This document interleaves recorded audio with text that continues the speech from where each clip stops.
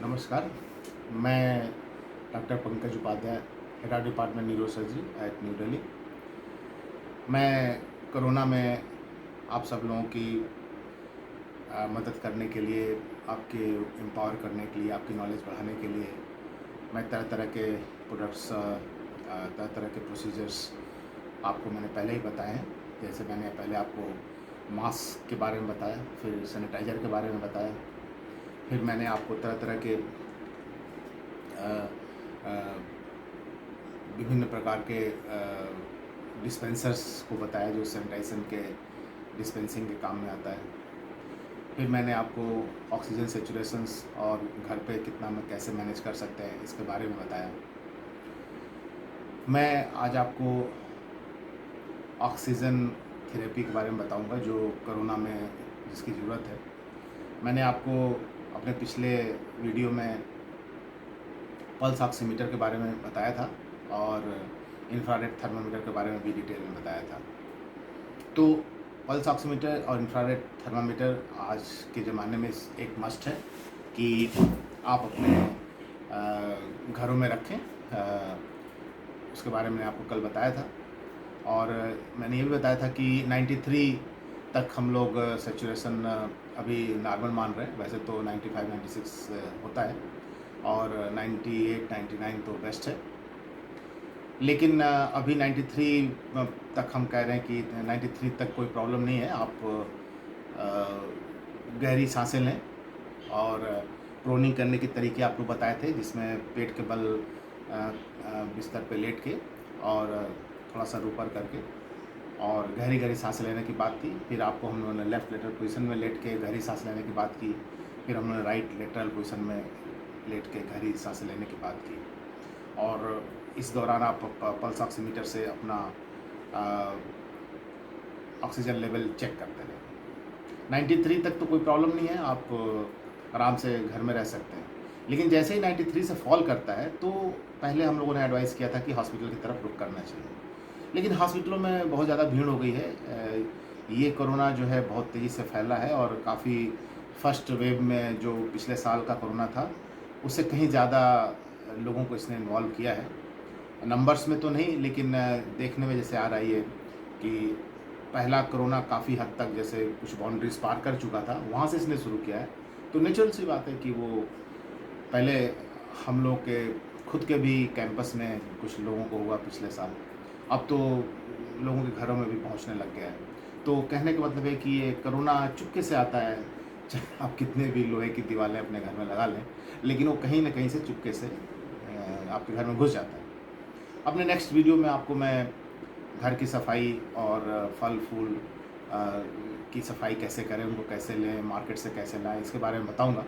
लेकिन आज का पूरा थीम हमारा है कि 93 से जब नीचे ऑक्सीजन सिचुएशन जाए तो हॉस्पिटल की तरफ जाने की बजाय अब हम लोगों ने कहा है कि नहीं, घर में ही अगर आपको ऑक्सीजन कहीं से मिल जाए और थोड़ा सा टेक्निकल नो हाउ आपको मिले, ना भी मिले तो हम लोग दे रहे हैं। तो ऑक्सीजन सिलेंडर अगर आपको मिल जाए, अब गवर्नमेंट काफ़ी अवेलेबल कराने लगी है, काफ़ी लोग अवेयर हो चुके हैं, तो ये मिलने भी लगा है। तो उस ऑक्सीजन सिलेंडर आपको मिल जाए तो आप उसको कैसे यूज करें। 93 से नीचे, 93 से नीचे 90 तक यूज कर सकते हैं। कुछ मिनट्स यूज करने के बाद वो 96-97 आ जाता है, फिर आप स्टॉप कर दें, फिर वेट करें, गहरी गहरी सांस लें, फिर वही चीज़ें करें। फिर अगर 93 से नीचे गिरता है तो फिर यूज करें फॉर फ्यू मिनट्स, और इस तरह से 90 तक अगर जाता है तो कोई टेंशन की बात नहीं है। 98 भी चला 88 भी चला जाता है तो कोई प्रॉब्लम नहीं है। हम लोग तो लंग्स के केसेस में बोल भी रहे हैं कि जिन लोगों को COPD है, क्रॉनिक अस्थमा पहले से रहा है, क्रॉनिक ब्रोंकाइटिस रही है, वो लोग 88 तक भी इंतजार करें, कोई प्रॉब्लम नहीं है। अब 88 से भी नीचे जाए तो नेचुरली है, फिर आपको प्रेशर के साथ ऑक्सीजन देने की ज़रूरत पड़ेगी। घरों में जो ऑक्सीजन हम लोग दे रहे हैं या एडवाइस कर रहे हैं वो प्रेशराइज नहीं होती है, तो वो लंग्स में चली तो जाती है लेकिन प्रेशर के साथ नहीं आती। लेकिन जब एल्वुलाई में इन्फ्लेमेशन होगा, उसमें फ्लूइड्स भर जाएंगे, तो सिंपल ऑक्सीजन देने से कोई फ़ायदा नहीं है, क्योंकि वो एल्वुलाई में जा ही नहीं पाएगी, क्योंकि वहाँ पानी भरा हुआ, लिक्विड भरा हुआ। तब प्रेशर के साथ देने की ज़रूरत पड़ती है। तो अभी तो वो तो हॉस्पिटल में ही हो सकता है कि कितने प्रेशर की ज़रूरत है। कुछ नॉन इन्वेसिव तरीके से भी हम लोग देते हैं, चेहरे पे फेस मास्क लगा के बाईपैप बोलते हैं, जिससे कि प्रेशराइज्ड ऑक्सीजन लंग्स में जाती है। अगर उसके बाद भी नहीं हो पाता है तो इंटूबेट करते हैं हम लोग, नेजल या ओरल रूट से लंग्स में ट्यूब डालते हैं ब्रैकिया ब्रोंकाई में, और फिर देते हैं। अगर उससे भी प्रॉब्लम होती है तो यहाँ पे ट्रेकियोस्टमी करके डायरेक्ट छेद भी बना के यहाँ से भी देने की कोशिश की जाती है।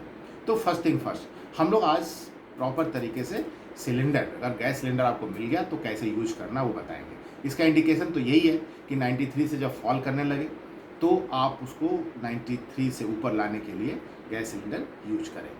तो ये मैं आप लोगों के लिए गैस सिलेंडर हमने अरेंज किया है आपको डेमो देने के लिए।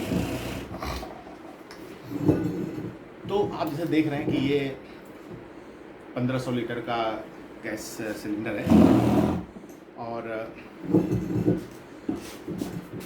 ये जो स्ट्रक्चर आप देख रहे हैं जो सिलेंडर से अटैच रहता है, जो आपको ये दिख रहा है, ये बहुत बढ़िया है सिस्टम। ये किसी भी तरह के, ये एक कॉलर बना हुआ है यहाँ पे, ये कोई भी इनवर्टेडली इसको टर्न ऑफ और टर्न ऑन ना कर दे, इसके लिए है सेफ्टी डिवाइस है ये। अगर ऐसा मिल जाए तो बहुत अच्छा है, लेकिन नहीं मिलता तो कोई बात नहीं है। तो ये सिलेंडर है, दिस इज़ गैस सिलेंडर। इसका वाइट कलर होता है, ऑक्सीजन का ये मार्क किया जाता है। सिलेंडर्स में अलग अलग सिलेंडर्स आते हैं, कार्बन डाइऑक्साइड के सिलेंडर आते हैं, नाइट्रस ऑक्साइड के सिलेंडर आते हैं, तरह तरह के गैसों के और सिलेंडर्स आते हैं। तो ये वाइट कलर ऑक्सीजन के लिए, तो ये आप ध्यान रखें कि ऑक्सीजन है इसमें, ठीक है। फिर ये इसको कहते हैं वॉल्व। ये वॉल्व जो है ऑक्सीजन को सिलेंडर से बाहर लाने के लिए। तो जैसे ही इस वॉल्व को आप खोलेंगे तो ऑक्सीजन इस पोर्शन में आएगी। इस पोर्शन को कहते हैं हम लोग रेगुलेटर। अब अगर ये रेगुलेटर आपको मिलता है तो बहुत अच्छी बात है, नहीं मिलता है तो डायरेक्टली भी ऑक्सीजन लेने के लिए तरह तरह के तरीके हैं जिससे इसको कनेक्ट करके ले जा सके। लेकिन उसमें डेंजरस है, क्योंकि बहुत ज़्यादा तेज़ी से ऑक्सीजन बर्स्ट करके भी जा सकता है अगर ठीक से कंट्रोल नहीं किया गया तो, और लंग्स को प्रॉब्लम कर सकता है। प्रेशराइज ऑक्सीजन चला जाएगा बिल्कुल, इसलिए रेगुलेटर ज़रूरी है। अब मरता क्या ना करता, अगर नहीं है तो भाई ठीक है, उसके लिए तरह तरह के तरीके हैं, वो भी मैं कभी आपको बताऊंगा। लेकिन पहले तो प्रॉपर तरीका, प्रॉपर इंस्ट्रूमेंट, प्रॉपर तरीका। तो प्रॉपर सिलेंडर ये है, इसमें सेफ्टी कॉलर लगा हुआ है जो कि किसी को भी अननोइंगली इसको बंद करने खोलने से स्टॉप करेगा। आप इस सिलेंडर को एक स्टैंड में भी रख सकते हैं या दीवार के सहारे, ताकि ये गिरे ना, कर सकते हैं। तो ये है इसका रेगुलेटर, ये है इसका वॉल्व। ये वॉल्व खुलता है तब ये गैस यहाँ से आती है, और ये है रेगुलेटर, फ्लो मीटर। और इस रेगुलेटर में ये है फ्लो, आपका जो प्रेशर बताता है कि इसमें कितना प्रेशर है सिलेंडर में। अब जब आप ऑक्सीजन लेने की बात आती है 93 से कम होता है तो हम इसको खोल देंगे। ये कोई भी चीज़ क्लॉकवाइज बंद होती है, एंटी क्लॉकवाइज खुलती है, उसी तरह इसमें भी है। जैसे ही आप क्लॉकवाइज करेंगे तो ये खुल जाता है, और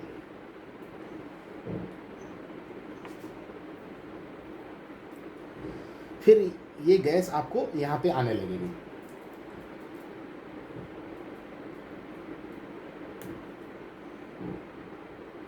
इसमें आएगी गैस। उसके बाद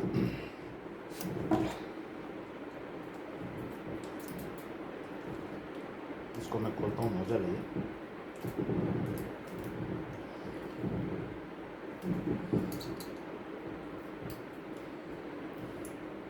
यहाँ से गैस फाइनली निकलती है।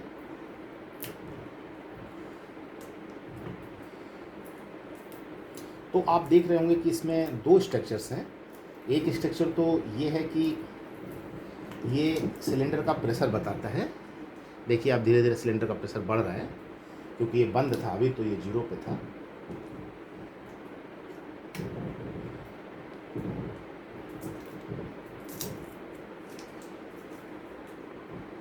ये घड़ी की तरह का जो है, शायद मैं थोड़ा इधर और करता हूँ। यस, ये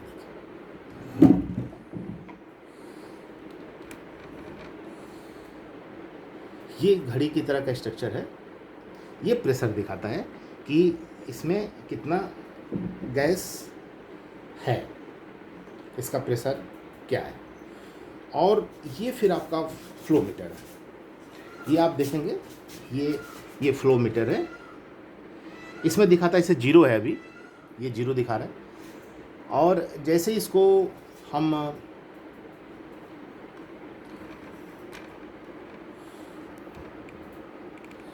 देखिए, ये अभी आपको जीरो दिखा रहा होगा, थोड़ा छोटे छोटे लिखे हुए हैं बट आप समझ लें इसको जीरो है यहाँ पे। अब इसको मैं बढ़ाऊँगा, देखिए 0.5 आवाज़ भी आने लगी, 0.5।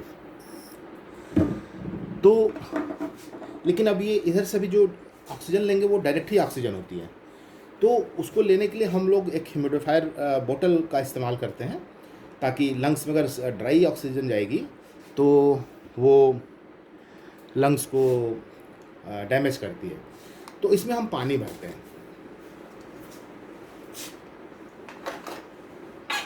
ये पानी घर का ही नॉर्मल पानी होता है जो फिल्टर का होता है, नॉर्मल पानी इसमें नहीं भरेंगे। इसमें 2 मार्क्स बने होते हैं, इस पर लिखा होता है मिनिमम एंड मैक्सिमम। तो मिनिमम के थोड़ा ऊपर रखें,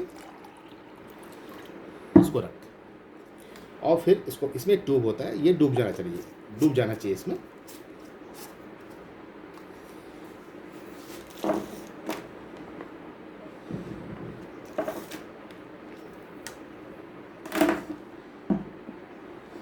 तो अब मैं आपको बताता हूँ कि 2 तरह के स्ट्रक्चर्स आते हैं ऑक्सीजन लेने के लिए।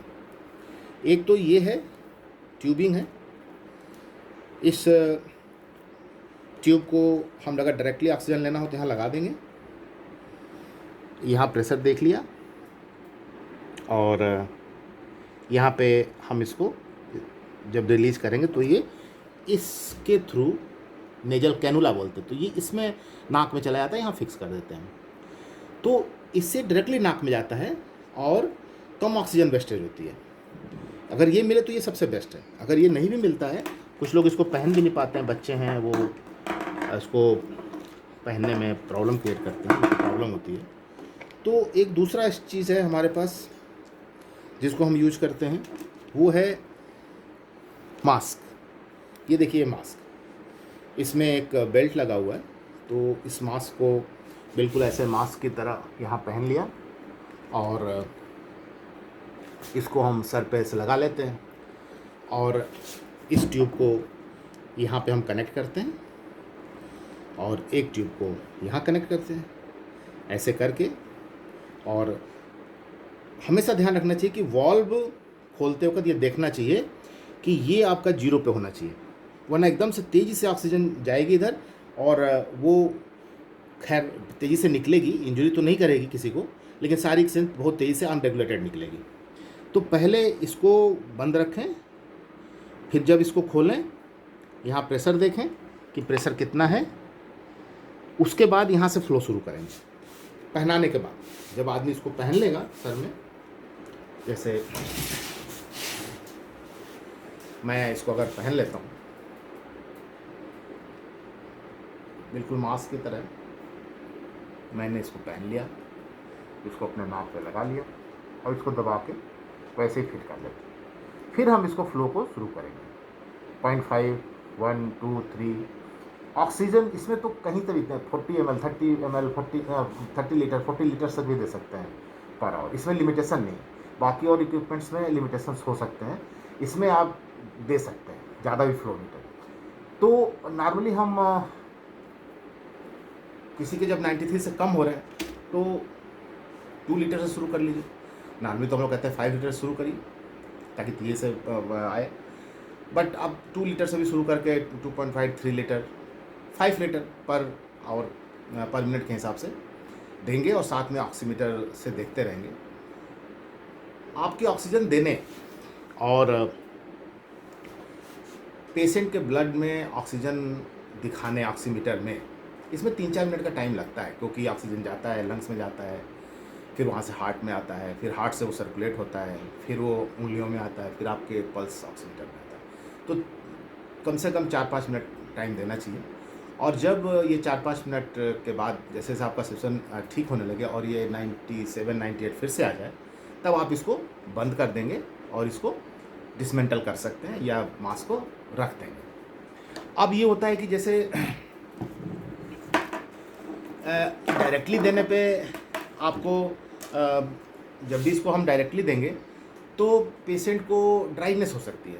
तो ऐसे में हम एक ट्यूब जिसको हम ह्यूमिडिफायर इसको हम कनेक्ट कर देते हैं एक ह्यूमिडिफायर बॉटल से, और उस बॉटल को फिर हम फाइनली मास्क से कनेक्ट करते हैं।